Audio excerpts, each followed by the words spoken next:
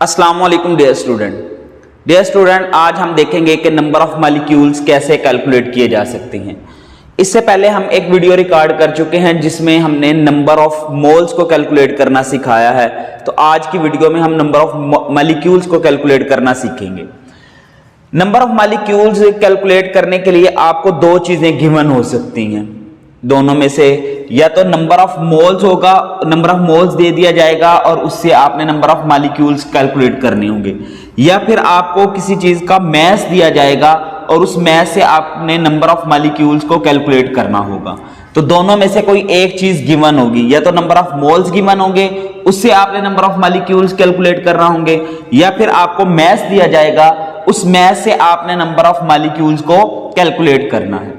अब जब number of moles दिए जाएंगे तो हम कौन सा फार्मूला यूज करेंगे, और जब मैस दिया जाएगा तो कौन सा फार्मूला यूज करेंगे। दोनों फार्मूले मैंने यहां पे लिख दिए हैं। अगर आपको नंबर ऑफ मोल्स दिया जाता है तो फिर आप ये ऊपर वाला फार्मूला यूज करेंगे कि number of molecule is equal to number of moles multiply by Avogadro's number.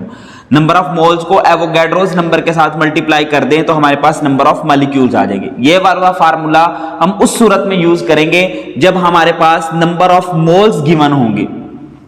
और अगर हमारे पास मैस गिवन होता है तो फिर क्या करेंगे कि number of molecule is equal to mass of given substance. कोई भी सब्सटेंस हो सकती है, sulphuric acid, nitric acid, glucose, कोई भी आपके पास कंपाउंड हो सकता है। उसका जो मैस, जो आपको गिवन कंपाउंड होगा जिसका आपने नंबर ऑफ मॉलिक्यूल्स कैलकुलेट करने होंगे, उसका मैस यहां पे लिखेंगे और उसी का आप मोलर मैस लिखेंगे और उसको मल्टीप्लाई कर देंगे एवोगैड्रोस नंबर से।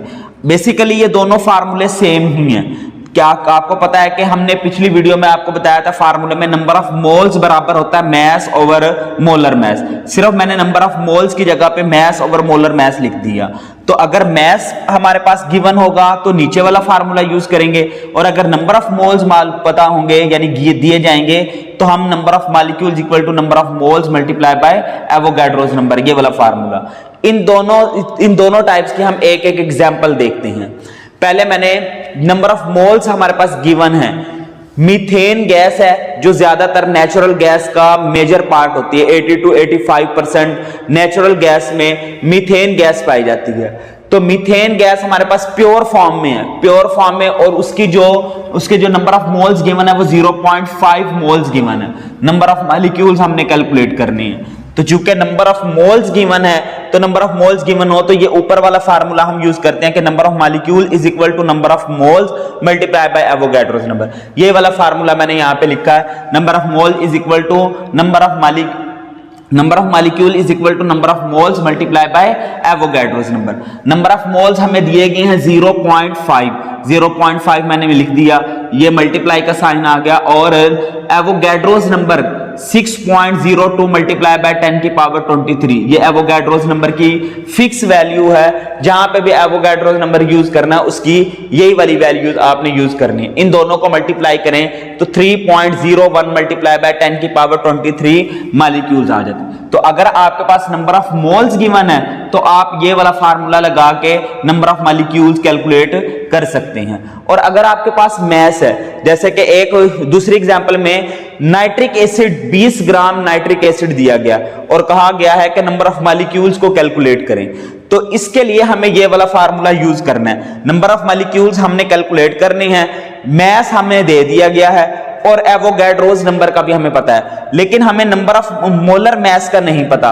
तो मोलर मैस मैंने पिछली वीडियो में बताया था कि नंबर ऑफ जो मोलर मैस है वो हमेशा हम फार्मूले से कैलकुलेट करते हैं। कैसे कैलकुलेट करते हैं उस वीडियो में भी बताया था और यहां पे भी बता दिया कि जितने भी एक कंपाउंड्स के अंदर, एक मॉलिक्यूल के अंदर जितने भी एलिमेंट्स होते हैं उन सबके एटॉमिक मास को जमा कर लेते हैं, उनके एटॉमिक मास को सम मालूम करें तो वो हमारे पास आ जाता है मोलर मास। जैसे इसमें हाइड्रोजन है, नाइट्रोजन है और 3 ऑक्सीजन है। हाइड्रोजन का मास 1 होता है, नाइट्रोजन का मास 14 होता है और ऑक्सीजन का मैस 16 होता है, उसे 3 से मल्टीप्लाई कर देंगे क्योंकि ऑक्सीजन के 3 एटम है, इसलिए 3 से मल्टीप्लाई कर देंगे। ये ऐसे ही आ जाएगा, 16 को 3 से मल्टीप्लाई करें तो 48, इन सबको जमा करें तो 63 आता है। तो इसका जो मोलर मैस है वो 63 है।